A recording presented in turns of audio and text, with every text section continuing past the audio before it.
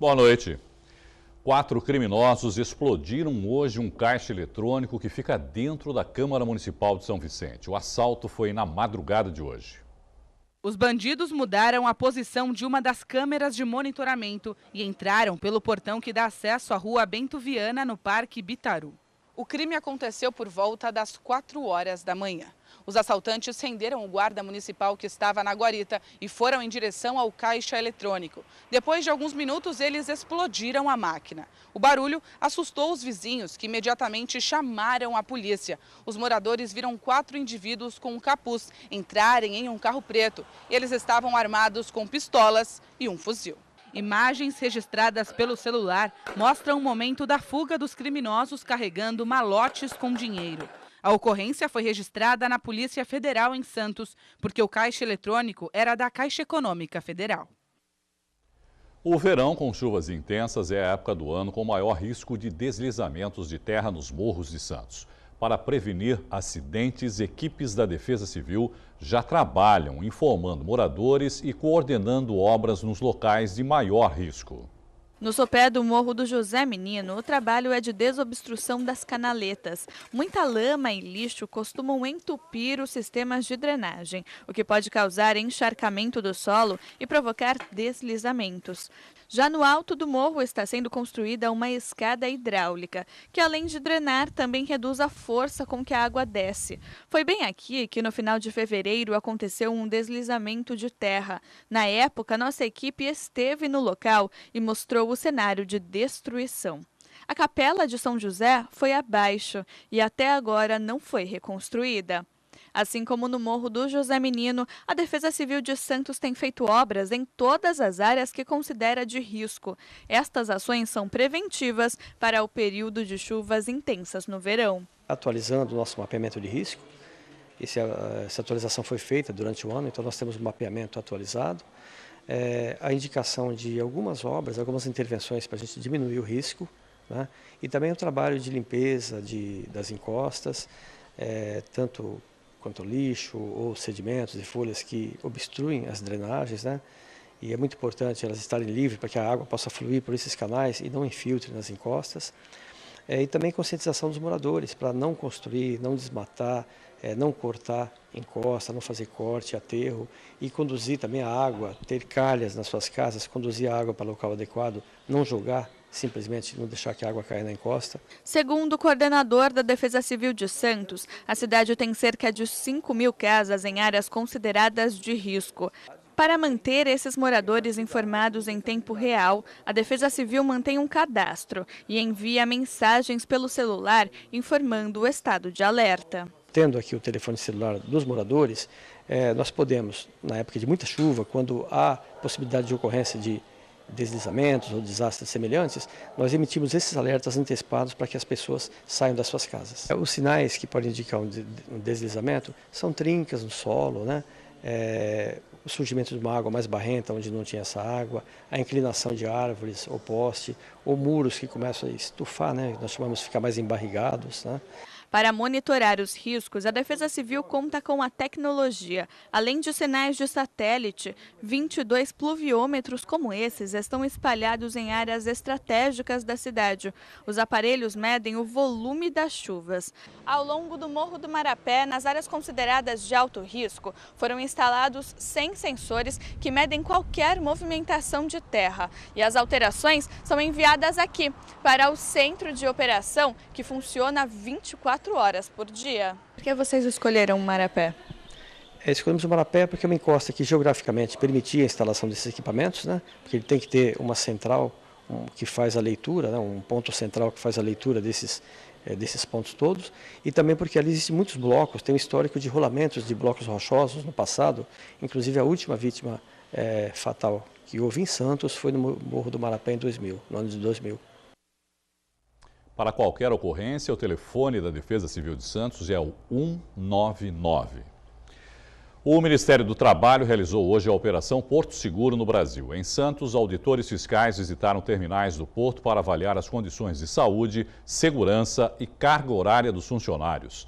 Ainda não há um balanço de quantas ocorrências foram registradas, mas todas as empresas com irregularidades vão ser notificadas e podem receber multas e sanções administrativas.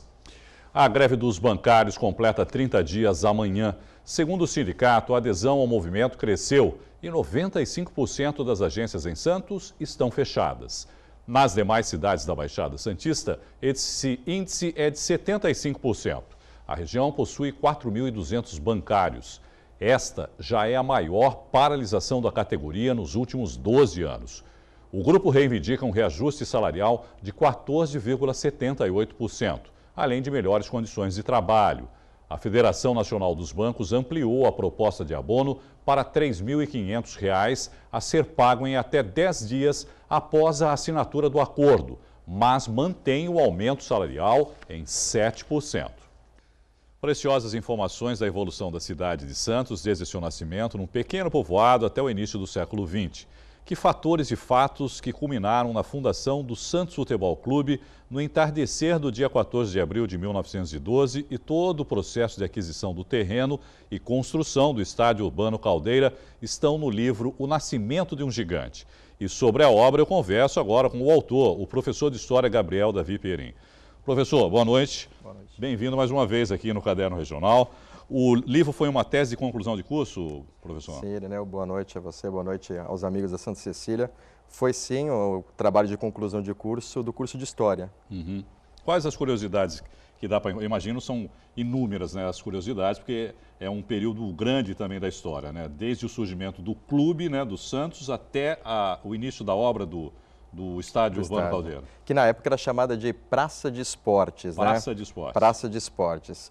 Depois é que recebeu homenagem ao Urbano Caldeira, aliás, uma justa homenagem, né? O Urbano Caldeira, ele não só atuou, né, dentro das 4 linhas, como ele também foi uma espécie de técnico na época, ele chamava o capitão, exercia essa função. Então essa é uma e também dirigente, né? Então essa é uma das principais curiosidades. Não poderia ter um nome melhor para batizar o estádio da Vila Belmiro.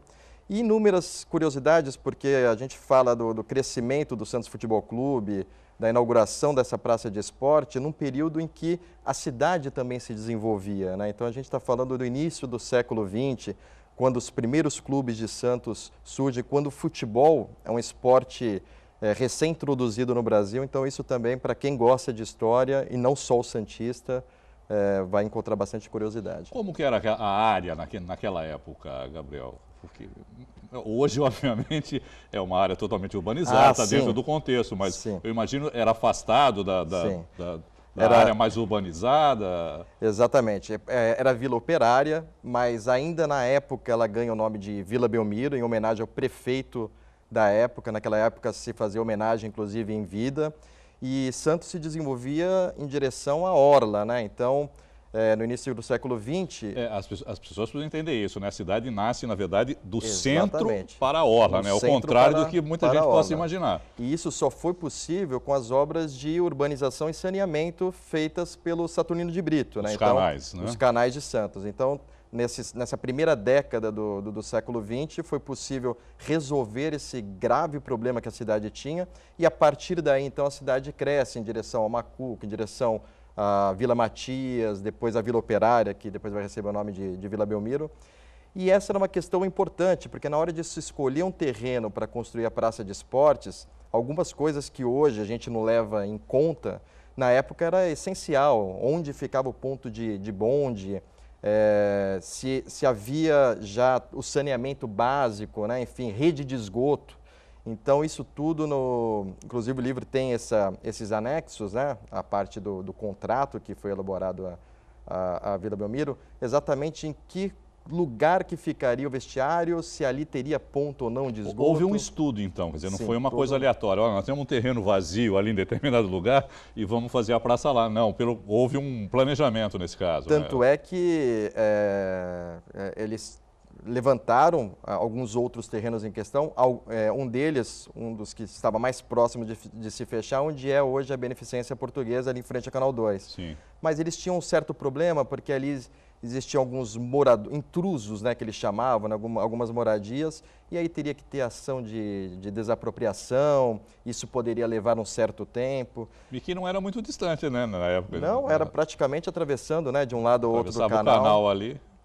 E aí o Sebastião Arantes, né, que é uma pessoa muito envolvida também, ele acaba encontrando esse terreno que, na verdade, pertencia à Companhia Santista de Habitações, que ela tinha feito loteamento, né, no bairro Vila Operária. E aí, então, esse terreno ele já estava propício, era um terreno seco e alto, ou seja, estava a 70 centímetros da via, então já tinha uma preocupação que hoje ainda mais do que nunca pertinente, né, se haveria problema de alagamento na região. Que é muito comum na cidade ainda até hoje, né? Ainda até hoje. Imagino que na época era muito pior. Muito mais. Até os canais surgiram também. Por conta disso. Por conta dessa necessidade. E como é que foi a escolha do nome, do uniforme, os primeiros momentos do surgimento do clube? Então, também muita curiosidade, né? Não existia nome. Na verdade, eles queriam fundar um clube de futebol. E isso é curioso porque a gente vê que tem... Eram quantas pessoas, Gabriel? Foram 39 fundadores. Fundadores. Que se reuniram e decidiram criar o de abril. Um clube destinado ao futebol. Eu acho que esse é o grande... Específico para futebol. Específico. Tanto é que leva o nome, né? Santos Futebol Clube. Enquanto outros clubes de regatas, Vasco da Gama e tantos outros, né? E o Santos não. O Santos foi um clube destinado ao futebol que na época passava por um período de marasmo, né? Desde 1907, 2008, né, quando o Internacional, que era o único clube, ele e o Americanos, né, eles deixaram a cidade de Santos, então o Santos ficou um período sem ter um clube. E aí eles resolveram se reunir, então, e fundar o Santos, que na época, no dia da fundação, recebeu várias propostas de nome, Concórdia, Brasil, África, e acabou prevalecendo o Santos Futebol Clube. E as primeiras partidas, já tinha campeonato nessa época, Gabriel? Como é que era? Já tinha o Campeonato Paulista, né? Já existia a Associação Paulista e na época o Internacional, que foi o primeiro clube aqui da região, chegou a participar. Depois a gente teve o Americano, que recebeu alguns jogadores do Mackenzie e disputou... Esse Internacional é o mesmo Internacional? Não é o mesmo. Esporte Clube Internacional, é um outro Internacional. Ah. Surgiu em 1903 aproximadamente. E aí o Santos Futebol Clube disputou as primeiras partidas amistosas, né? Curiosamente, a primeira partida oficial foi com um clube com um nome similar, que é o Santos Athletic Clube, que na verdade é o clube dos ingleses. É verdade. E aí o Santos disputou uma primeira partida aí oficial contra o... e já saindo vitorioso. Bom, para quem não sabe, o Gabriel tem história no futebol também, ele é filho do ex-goleiro do Santos, o Lalá, que defendeu o Santos de 59 a 62. É isso. Quando você foi fazer a pesquisa, de alguma maneira, você recordou de algumas coisas da sua infância também, Gabriel? Total influência, né? Essa foi uma dos fatos que me levaram a decidir por fazer o livro do Santos Futebol Clube, mas eu não queria falar especificamente sobre essa época de ouro, que é a época que todo mundo quer falar, na verdade, né? Porque são os grandes feitos do Santos. Acho que talvez pela minha formação de historiador eu resolvi encarar um desafio maior, que é falar de um tempo distante. Porque falar desse tempo é fácil também, né? Tá aí. Não, existem testemunhas, né? Aí eu falei, pô, não vai servir, né? Meu pai do lado para poder contar a história, eu vou ter que fazer o trabalho mais a fundo. Mas é importante também, porque é uma forma de preservar também essa história, né? Eu imagino que tem aí coisas deliciosas para se ler no livro, né, Gabriel? Sem dúvida. Dessa época, né? Para retornar nessa época. Eu acho que assim, a escrita, né? Então, por ser um livro acadêmico, eu procuro manter a escrita da época, né? Que era uma escrita inglesa, né? Então, a gente mantém os comentários, recortes de jornal da época. Eu acho que vale a curiosidade não só para quem é santista, mas para quem gosta da cidade, gosta de futebol e cultura. Com certeza. Bom, o livro custa R$35, não é, Gabriel? Sim. E onde está para encontrar? Pode encontrar na Realejo, que além de livraria é editora também. Sim. Aliás, tem um acervo grande sobre o Santos Futebol Clube. Foi produzido pela Realejo. Vamos tentar mostrar aqui para o pessoal. Estou com o livro aqui. Dá para dar um detalhe aqui para o pessoal? Ele também está em catálogo na Saraiva. Então, para quem estiver mais distante, pode acessar pelo site. Pela internet dá para comprar? Pela internet, pela Saraiva, pode pedir. Sim. Santos Futebol Clube, o nascimento de um gigante, a história da fundação. Imagino histórias realmente muito interessantes do Gabriel Davi Perim. Gabriel, muito obrigado, viu, pela pelo presente, pelo livro. Vou guardar com todo carinho. A outra vez que você esteve aqui, você me prometeu que ia trazer o livro. Eu vou cumprir. Estou brincando. Obrigado, viu, Gabriel? Parabéns mais uma vez por esse trabalho também. Agradeço. Sucesso para você e obrigado pela entrevista. Obrigado pela oportunidade. Obrigado a todos. Uma boa noite. E a Portuguesa Santista está a um empate do título paulista. Em Porto Feliz, a Briosa ficou no 1-1 com o Desportivo Brasil. O time da casa saiu na frente aos 8 minutos. Júlio César aproveita o erro da defesa e marca 1-0 para o Desportivo. Na segunda etapa, a Briosa empata o jogo. Após cobrança de escanteio, Israel desvia de cabeça e Juninho manda para o fundo do gol. Final em Porto Feliz, Desportivo Brasil 1, Portuguesa Santista 1. No primeiro tempo a gente entrou um pouco desligado. Graças a Deus pude ajudar com algumas defesas.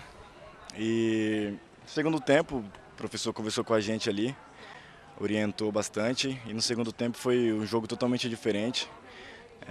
A gente conseguiu dominar boa parte do segundo tempo. No primeiro tempo nós demoramos para entrar na partida, tomamos o gol muito cedo, né? Isso dificultou muito. A comunicação dentro de campo, acho que demorou um pouco a comunicação, saber que tinha que melhorar e pôr essa bola no chão. Depois do intervalo eu conversei bastante com eles e eu acho que eles entenderam. Então essa melhora no segundo tempo, foi quando começou a colocar a bola no chão, começou a criar mais, deu dificuldade para a equipe do Desportivo Brasil e nós fizemos nosso papel, né? Saímos fora de casa e conseguimos um empate. A nossa equipe buscou o gol todo momento, desde o início da partida. Tivemos várias chances logo no início do jogo. Deixamos de fazer o segundo gol, uma belíssima defesa do goleiro da Portuguesa Santista. E infelizmente tomamos um gol de bola parada. É se preparar essa semana, continuar essa preparação nossa. O acesso foi maravilhoso, foi importante, mas para esse belíssimo jogo que vai ser lá em Santos, lá as duas equipes procurando e disputando esse título. A grande final entre as equipes acontece domingo, às 10 da manhã, em Uri-com-Mursa.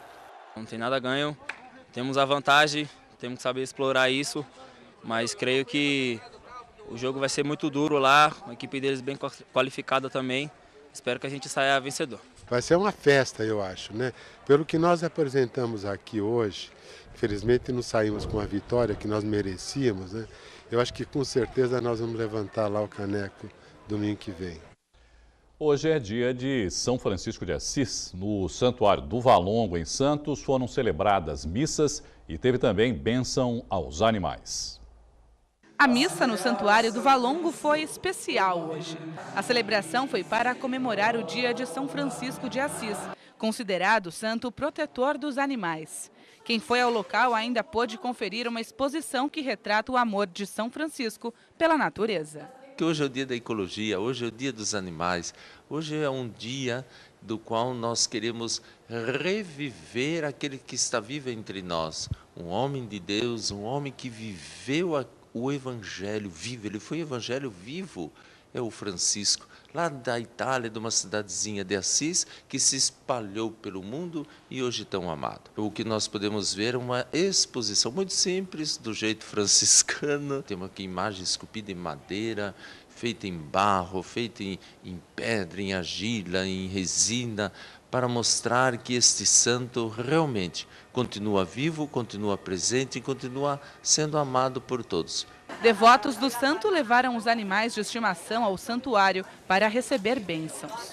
Vieram cachorros, gatos, peixe, papagaio e até um ganso. Esse daqui é o doce, é o docinho. Tem mais em casa? Tem o careca, a Nina, a moicana, a Doralice. São gansos que vivem com gatos? Como é que é isso? Aí tem o Stuart e a senhora, que são muito bem cuidados também. A senhora eu adotei com muito carinho ela. Dona Isilda Aparecida trouxe o cachorro como forma de agradecimento a São Francisco de Assis. Segundo ela, o santo salvou a vida do animal. Qual o nome do cachorrinho e o porquê? É Francisco Vitório, em homenagem a São Francisco, porque ele foi encontrado enterrado, com 45 dias. Então, em homenagem a São Francisco, porque ele não ia sobreviver. Então, foi por isso que eu dei. Pedi a ele que ajudasse a salvar o cachorro. Foi isso. E hoje está aqui agradecendo. Estou agradecendo pessoalmente e vim trazê-lo também. senhora fica até emocionada lembrando disso. Fico sim. É uma homenagem, né? É uma homenagem tanto a São Francisco, que nos ajudou aqui, ó. Essa coisa linda, minha, meu vira-latinha. A presidente do Instituto Neomama de Santos, Gilze Maria Costa Francisco, foi homenageada pela Câmara Municipal. Gilze Maria Costa Francisco recebeu a medalha Brás Cubas, honraria mais importante da Câmara Municipal de Santos. Significa reconhecimento, acima de tudo, né, Ione? Porque por mais que a gente trabalhe, quando as pessoas reconhecem que você está fazendo alguma coisa, não está reconhecendo somente a Gilze, está reconhecendo uma causa importante. Se eu estivesse fazendo um monte de besteira, isso não teria relevância, a causa não estaria tão à frente como está aqui na Baixada Santista. Hoje, o câncer de mama ele é reconhecido, a causa é respeitada, e eu acho que isso se deve a um trabalho incessante meu, das voluntárias, do Instituto e de todas as pessoas que acabam direto ou indiretamente dando suporte para que isso acabe acontecendo, viabilizando o reconhecimento total. O vereador Adilson Júnior foi o autor da homenagem.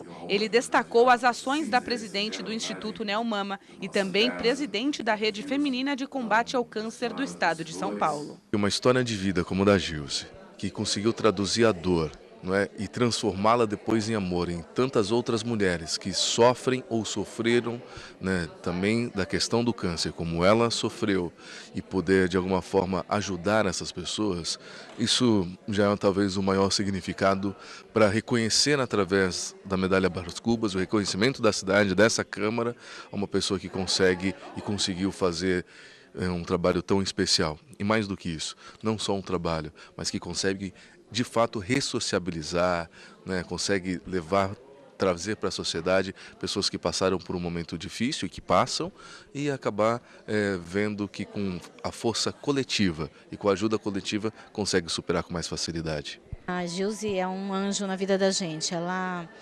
A gente chega assim, quando a gente chega no Instituto, a gente chega assim, vamos desesperada sem conhecer a doença. E ela passa a mostrar para a gente os caminhos que a gente tem que tomar e mostra para a gente. É um quarto escuro que a gente tem que atravessar e quando a gente chega lá, a gente não sabe como vai atravessar esse quarto. E ela nos ajuda a atravessar. Ela é assim uma mãe para todo mundo. Chegou lá, você chega de um jeito e sai de outro lá de dentro, né? Porque ela é muito sensível, ela dá atenção para todo mundo. Então, o que tem que falar dela? Só tem que agradecer o que ela faz pela gente. Gilze Maria Costa Francisco luta há mais de 15 anos pela prevenção e combate ao câncer de mama em todo o estado de São Paulo. Gilze já teve a doença e hoje ajuda centenas de mulheres a realizarem o exame para detecção precoce e dá apoio a pacientes que estão em tratamento. Em 2007, Gilze trouxe para o Brasil a campanha do Outubro Rosa, mês de conscientização do câncer de mama. Eu sempre acompanhava as caminhadas do Outubro Rosa. E aí eu falava assim, não, vamos lá prestigiar, porque o pessoal precisa desse apoio. E mal sabia eu que um dia eu ia estar precisando desse apoio. E lá eles nos proporcionam tudo que a gente pode melhorar a autoestima da gente. A gente pratica muita coisa boa lá dentro. A gente faz bordado, a gente pratica yoga, a gente pratica dança de salão. Agora a gente vai participar da canoa havaiana, a gente participa de curso de modelo, enfim. Tudo que ela pode trazer de bom para a gente é a Gilze que a gente deve. A edição de hoje fica por aqui. Você pode enviar fotos, vídeos e sugestões para o WhatsApp da redação. O número é o 991411430. Você também continua bem informado acessando o Santa Portal. Eu volto amanhã. Tchau.